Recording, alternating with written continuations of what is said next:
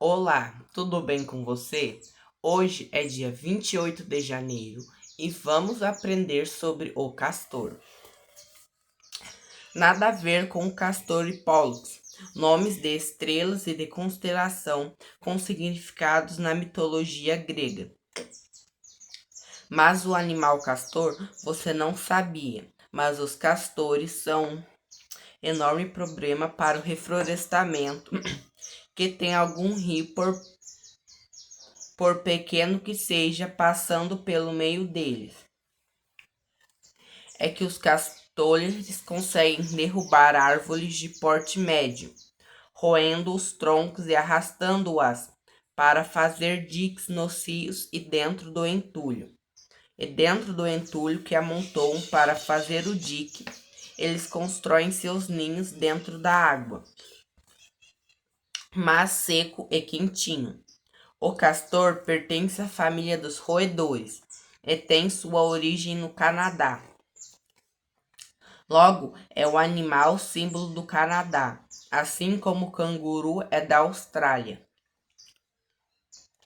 Ele já foi muito caçado por causa de sua pele, que tem grande valor comercial, e já teme pela sua extinção.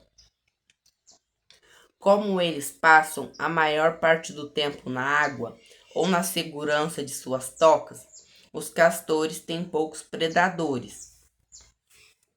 Seus principais inimigos são os lobos e os seres humanos. Para proteger-se deles, os castores dependem de seus sofisticados sentidos de audição e do olfato, bem como do aviso de seus companheiros. Desta forma, quando um castor se encontra na água e assusta, este se submerge rapidamente, ao impulsionar-se energeticamente com seu rabo. Isto produz uma sonora palmada audível sobre e embaixo da água, a qual é tão forte que pode ser percebida por um humano num raio de 100 metros. Este sinal serve como advertência para os demais castores que estão na área. Uma vez que um castor efetuou este sinal de alerta, todos os castores nas redondezas se submergem e não voltam a sair por um bom tempo.